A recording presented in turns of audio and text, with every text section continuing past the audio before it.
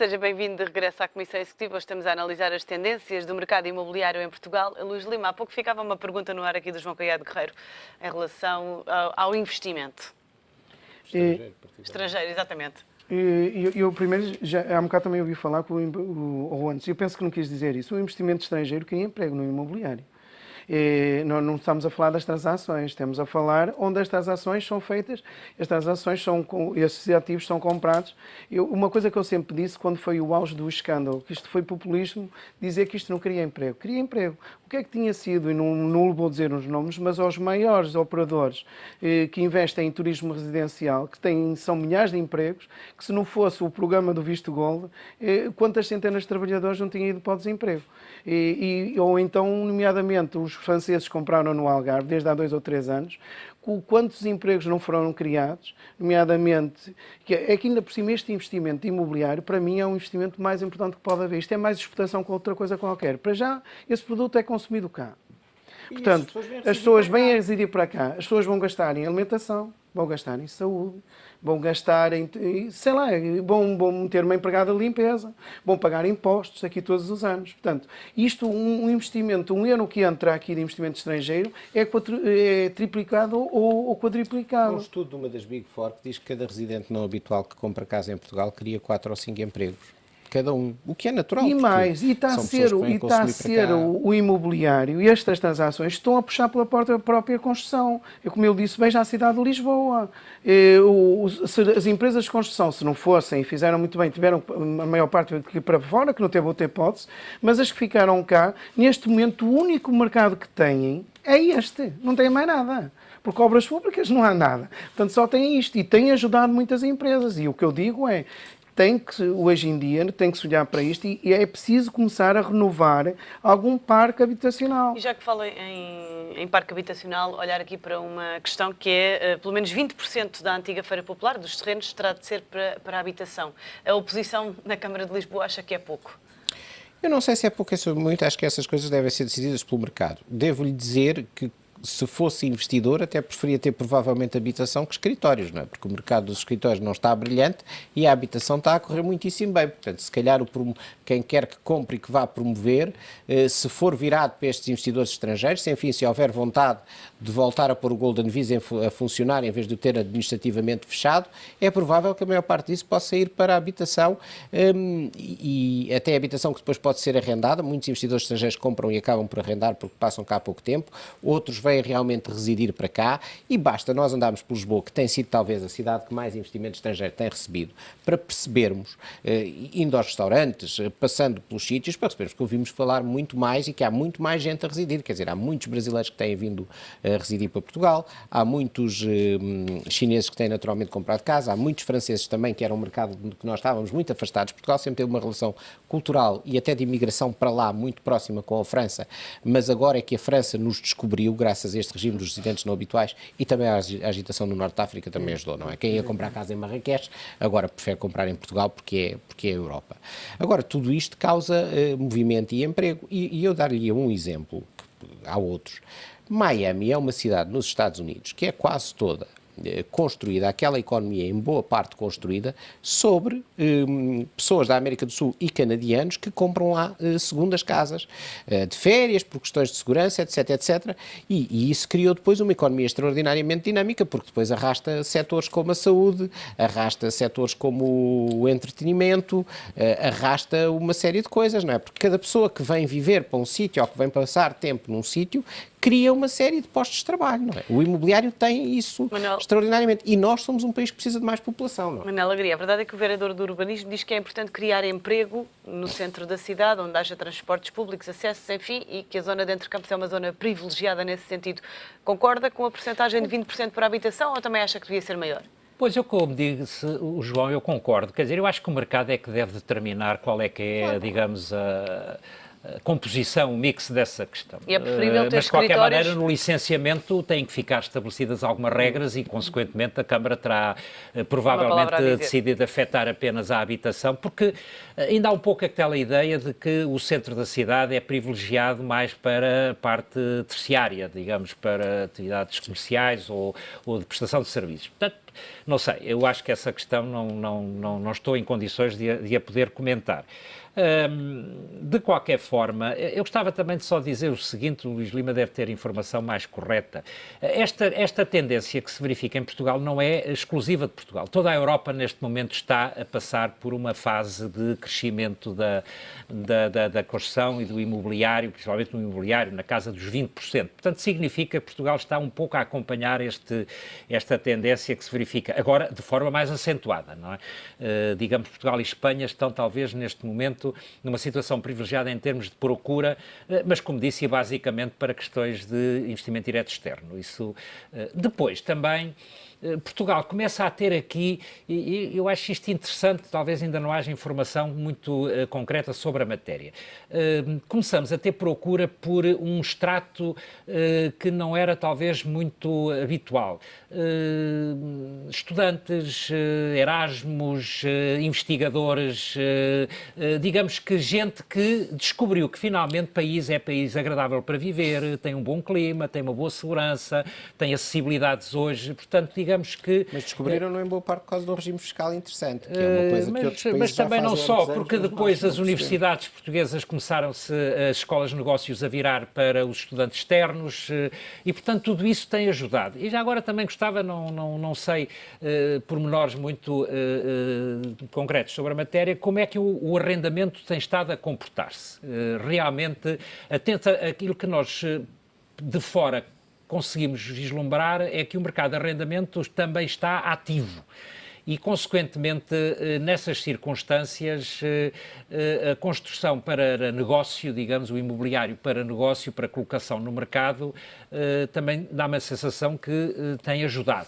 Aliás, uma parte dessa recuperação de edifícios antigos que está a ser feita na cidade, penso eu que tem em vista basicamente o arrendamento. Não sei se o Luís Lima concorda ou não com esta posição. Já agora, sobre essa coisa da Câmara de Lisboa, eu posso lhe dizer, até porque tenho trabalhado com a Câmara muito próximo, eu acho que é como diz aqui o João, eu acho que até tinham muito mais sucesso se fosse dirigido para a habitação, porque se há um problema que ainda não está resolvido é o não habitacional. Isso depende da recuperação da economia. Em relação ao mercado de arrendamento, este é um mercado em expansão, de facto, em Portugal? Não, e isso vou-lhe dizer uma coisa. Eu ontem, para estudar aqui a minha presença no programa, porque não conhecia, peço desculpa, mas ontem à noite, antes de me deitar, fui ver, acho que no programa de ontem, um convidado que esteve aqui que disse que o arrendamento, há uma pergunta de uma colega sua que dizia que o arrendamento tem que se deixar o mercado funcionar. Eu vou-lhe dizer aquilo que aconteceu nestes 4 anos no mercado de arrendamento. Nós passamos 4 anos. Em 2001 nós tínhamos 20,7% das famílias a viverem em casas arrendadas, em 2011 tínhamos 19,7%, portanto nós perdemos uma década que o arrendamento diminuiu. Ao fim destes agora 4 anos, com a nova lei do arrendamento, como sabe, no programa da lei diz lá dinamização do mercado de arrendamento. A lei não foi criada para resolver o problema dos inquilinos ou dos proprietários, foi criada para dinamizar o mercado. E isso devia ter sido o mais importante. Mas nós perdemos muito tempo por uma questão política, que até se calhar é justa. Mas não fizeram aquilo que era importante para dinamizar o mercado de arrendamento. Eu já disse isso há 3 ou 4 anos. E chegou ao cúmulo que as entidades que deviam monitorizar o mercado de arrendamento, como sabe, até por provocação minha, criámos uma comissão onde juntámos todos os proprietários, todos os inquilinos, a Confederação de Comércio e a APMIP. Criámos uma comissão para monitorizar o arrendamento. Porquê? Porque chegámos à conclusão que o arrendamento, ao fim destes anos todos, em vez de devia estar em 28% ou 29%, se tivermos mais 0,2 do que estava há 4 anos é muito, mas não teve nada a ver com a alteração da lei. Teve por uma questão extremamente simples. Foi a restrição bancária da compra de casa, como eu sempre disse. Quando os bancos restringem o crédito à habitação, restringem a compra e venda, aumenta o mercado de renda, porque as pessoas não têm hipótese. E porquê é que as pessoas não vão para o mercado de renda? Porquê é que as pessoas não aprenderam com aquilo que aconteceu? Porque não há casas arrendadas, e esta é a provocação que eu vi da sua colega ontem ao seu convidado, não há casas com rendas conforme as pessoas podem pagar. Não é deixar o mercado, não vamos ser ingênuos. O mercado não tem casas dentro das possibilidades que as pessoas podem pagar. Há um mercado que está a nascer que é o arrendamento de curta duração. Sim, isso é outra coisa. Isso é outra coisa. Está exponencialmente a crescer. Mas o mercado de arrendamento que nós falamos aqui, que faz dimensão, não é este. Claro, não é este. Isso faz lembrar os meus amigos, toda a gente me diz, tem casas em Lisboa que até baixa as rendas. Estamos a falar de rendas 1.000 e tal euros. Desculpe lá, um jovem, se tiver que pagar 1.000 e tal euros por uma renda de casa, nem é preciso ser 1.000 e tal, não tem 600 e 700 euros. Por isso é que não há jovens nos centros das cidades. Nós temos de ter rendas nos centros das cidades. Como é que se muda isso? O Presidente da Câmara, neste momento, ainda agora estamos a falar da Feira Popular, eu acho que não se consegue evitar, tem que deixar o mercado, essas casas, se calhar, têm que ser dirigidas para clientes estrangeiros. Mas a Câmara tem que fazer, tem que disponibilizar casas, se calhar até oferecer os terrenos aos promotores, não sei. A Câmara está a pensar nisso. Neste momento, o Presidente da Câmara está a pensar nisso e ainda há dias eu tive num encontro com 5 entidades em que ele quer rapidamente disponibilizar 500 a 600 casas a preços acessíveis. Mas como é que se baixam os preços do arrendamento? É fácil. Olha, uma é o que eu disse... Uma das maneiras é baixar a fiscalidade sobre os imóveis, que é elevadíssima. Sabe qual é o maior inimigo do mercado de arrendamento? É a carga fiscal. A carga fiscal sobre os imóveis vassaladora. É brutal. Porque, repare, quem vai arrendar uma casa, o proprietário, pelo menos o IMI, os 28% que tem que pagar sobre o rendimento, etc, fica muito pouco realmente do valor da renda. Se calhar que tem muitos casos de economia paralela nesse Se nós nos pusermos do lado de quem investe para arrendar, e nós já temos mais pessoas a investir para arrendar, por causa da incerteza do setor financeiro. Portanto, isso ajudou, mas devia ser muito mais. E não é mais por aquela questão fiscal.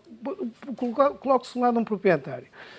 É coletado pelo rendimento, é coletado pela posse. Vai pagar condomínio, vai pagar imposto de selo. Desculpa lá, não... E a minha pergunta, há muitos casos de economia paralela no mercado de arrendamento? Não há tantos casos como isso, há cada vez menos, até porque, como sabemos, que eu acho até perigoso, não é? Porque hoje em dia, se quiser exercer um despejo, se não tiver legal, não... Mas isso a tendência é cada vez a maior. Eu acho que o caso que se está a falar, dos casos do arrendamento clandestino, todos nós sabemos onde é. É o caso das residências de estudantes, é o caso da habitação, nomeadamente de férias, nós sabemos onde é. Por isso é que o alojamento local foi criado até para atenuar essa questão, para as pessoas entrarem no circuito normal da legalidade. Mas volto a dizer, não há mercado de arrendamento. Porquê? Porque o maior problema, e eu disse isto ao Sr. Ministro na sexta-feira, é a carga fiscal. Enquanto nós coletamos um proprietário pela posse e pelo rendimento, isto é insustentável. O Governo tem que fazer uma coisa. E a abertura do Governo para eu acho mudar que isso? o Governo abriu isto porque o que nós defendemos à PMI é uma coisa tão simples. Quem vai investir no mercado de arrendamento tem que ser coletado pelo seu negócio, pelo rendimento. E a posse tem que ser dedutível. Mas o que eu proponho é dedutir coleta de IMI à coleta do imposto resultante do rendimento. Se nós fizermos isso, pode ter a certeza que vai ter um negócio como o tempo dos meus pais, que acho que era a melhor coisa que nós podíamos ter. Todos nós temos noção que se calhar que não vamos ter reforma. Não sei se o engenheiro está lá mais, se calhar até já tem, mas eu estou convencido que nós já... eu estou convencido que nós já não vamos ter reforma. Pessoas na minha idade não vão ter reforma daqui a 10 a 15 anos. Portanto, se calhar nós podemos ter, como a geração dos meus pais, pegar nas pequenas poupanças, investir claro. E isso é que fazia a dimensão do mercado de arrendamento. E é um mercado que há procura. Agora tem que haver alguma rentabilidade para quem arrenda. Claro. Mas também para quem é o proprietário. Mas do ponto de vista do arrendatário, eu acho que há uma coisa, o Manela, que é o economista, ele pode falar melhor sobre isso, mas há uma coisa que é importante que é, se calhar num regime de taxas de juros muito baixas, como nós estamos, a tendência de quem tem alguma possibilidade é comprar e não arrendar, não é? Nós também não podemos ter o mercado de compras e vendas a crescer e o mercado de arrendamento a crescer muito ao mesmo tempo, porque se calhar não há espaço para os dois. Não é? Mas é uma pergunta que me deixa. Se você pode comprar uma casa com uma prestação de 300 euros por mês, se calhar não vai pagar. É capaz de ter elemento. O mercado imobiliário não é provavelmente um mercado que tiver ou que tenha as mesmas características de há uns 20 ou 30 anos atrás. Qual é o papel, por exemplo, dos fundos de construção de gestão imobiliária, os investidores institucionais? Quer dizer, porque hoje em dia começamos a ter, digamos, um outro tipo de investidor que tem, digamos, não tem as mesmas preocupações nem os mesmos estándares do investidor individual, daquele que aplica a sua poupança na aquisição de uma habitação que coloca no mercado para arrendamento. Portanto, digamos, há uma outra lógica, talvez hoje, diferente daquela que existia. Porque veja realmente, quem está a fazer a recuperação do Príncipe Real são empresas, não é? Com uma grande dimensão, que gerem fundos. Eu conheço casos de fundos chineses que estão em Portugal especificamente especificamente para apostar na compra de imobiliário degradado, recuperá-lo, colocá-lo no mercado. Mas se calhar portanto, vão parar-se o Golden cada Visa vez continua vamos como ter está. mais clientes, cada vez vamos ter mais investidores deste tipo, que não faz aquelas contas que nós fazemos, em que o IMI, mais a dedução pela renda, mais o não sei o quê e o condomínio, tenham reflexos. Não sei se isto corresponde. Teremos mais, e foi com esses fundos que eu estive a falar em Pequim, teremos mais se começarmos a despachar os processos do Golden Visa, senão acaba muito rapidamente. Do ano passado, e foi a partir daí que deu esta dimensão toda ao visto gold, o investidor estrangeiro que inicialmente aparecia, não era mesmo pela questão do visto gold e comprava uma residência, mas o perfil mudou muito.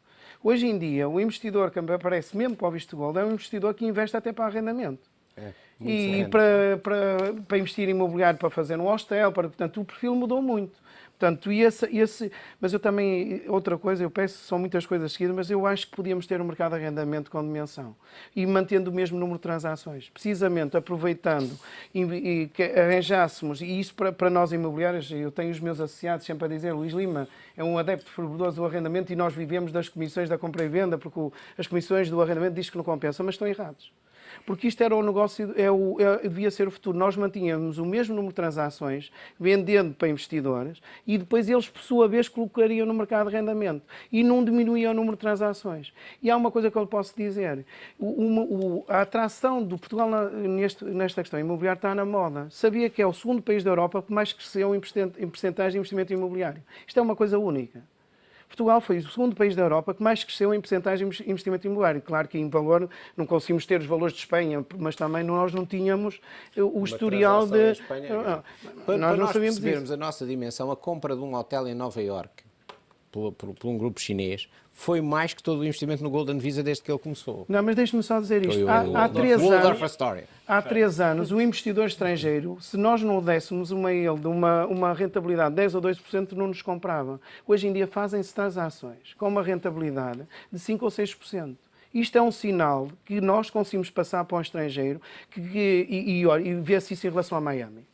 Porque é que nós, neste momento, nós temos investidores brasileiros a comprar em Portugal, quando aqui há 6 ou 7 meses ninguém acreditava nisso? Porque eles só compravam em Miami. Não... Os meus colegas, eu sou o Presidente da Construção Imobiliária dos países... Mas o Sr. Obama fez o FATCA e criou grandes problemas. Não, mas há uma coisa que nós temos, e isso nós temos feito. Nós temos estudado os investidores brasileiros que estão a comprar em Portugal, muitos deles têm alguma relação com Portugal. É engraçado. Ou porque os avós eram portugueses ou não sei o que é. E nós passámos uma imagem de segurança. Que os nossos ativos não tiveram... Aquela questão, não temos tido uma bolha imobiliária. Nós conseguimos dizer isto lá fora e demonstrando. Nós temos excesso de habitação nas periferias, nós sabemos isso. Olha, quer resolver um problema do mercado de arrendamento, o setor financeiro pegar em todos os ativos que tem na periferia, coloque-os no mercado de arrendamento. E tem projetos nesse sentido. Até mas nunca foi. Normalmente arrendamento depois que é transformado em posse ao fim. Foi criado aquele fundo, como sabe, que o Estado criou há cerca de 3, 4 anos. Vai ver quantas casas foram colocadas nesse fundo. É irrisório. Porque os bancos... Sim, mas os bancos têm estado muitas vezes a desmobilizar ativos que têm de recuperações de crédito através de arrendamentos. Muito pouca dimensão. E eu acho que esses ativos deviam ir para o mercado de arrendamento, porque só o setor financeiro é que tinha dimensão para pegar nisto com um volume enorme e pegar nessas casas, porque se não fizer isso, eles estão à espera de investidores estrangeiros para comprar essas casas. E às vezes, muitas vezes me perguntam, Luís Lima, como é que nós devemos vender as casas das periferias? Se um bom gestor imobiliário nunca vai vender ao investidor estrangeiro num sítio onde não lhe vai dar rentabilidade. 1 minuto para cada um, para me dizerem os desafios que o setor enfrenta. Eu diria que o grande desafio neste momento é decidirmos se queremos continuar a conceder Golden Visas ou não, porque isso foi o elemento essencial da recuperação, foi um elemento fundamental ao abrirmos a todo o mercado fora da Europa. É um produto que muitos dos países desenvolvidos têm há muito tempo e é um problema que nós temos que resolver, quer dizer, ou queremos ter ou não queremos ter. Agora, conseguir ter 100 pedidos por mês e estar a conceder 4, 5 autorizações ou 6, é melhor fecharmos o programa, não é? Manel. Não, eu confirmo aquilo que o Luís Lima disse. Eu acho que há uma dependência ainda muito grande da política fiscal relativamente à questão do imobiliário. É evidente que também estamos, todos sabemos, numa situação em que o Estado não pode conceder muitas benesses em termos fiscais por questões de equilíbrios orçamentais, mas realmente eu sou um liberal e acho que este mercado também tem que funcionar um bocadinho por si e perder um bocadinho essa ideia de que só com aquelas muletas é que conseguiremos fazer... É exagerada sobre o imobiliário, o problema é esse, não é? Você, se fizer contas, ao longo da vida de um prédio, paga mais de 80% do valor dele. Claro. E, sobretudo, se incluir o novo imposto sucessório que o Partido Socialista quer agora, não é? Luís.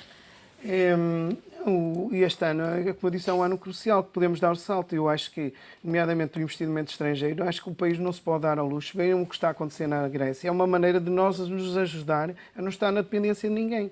Quando estão estrangeiros a investir cá, e isto é tão importante para o país, o imobiliário está a ser um dos fatores dinamizador da economia. Portanto, eu acho que não podemos dar ao luxo de estar com um programa parado como está os vistos gold. Luís Lima, João Caiado, Guerreiro, Manuel Alegria, muito obrigada pela vossa presença e análise nesta Comissão Executiva. É o ponto final no programa de hoje. Amanhã estamos de regresso para saber se a educação em Portugal dá aquilo que o mercado precisa. Contamos consigo. Até lá.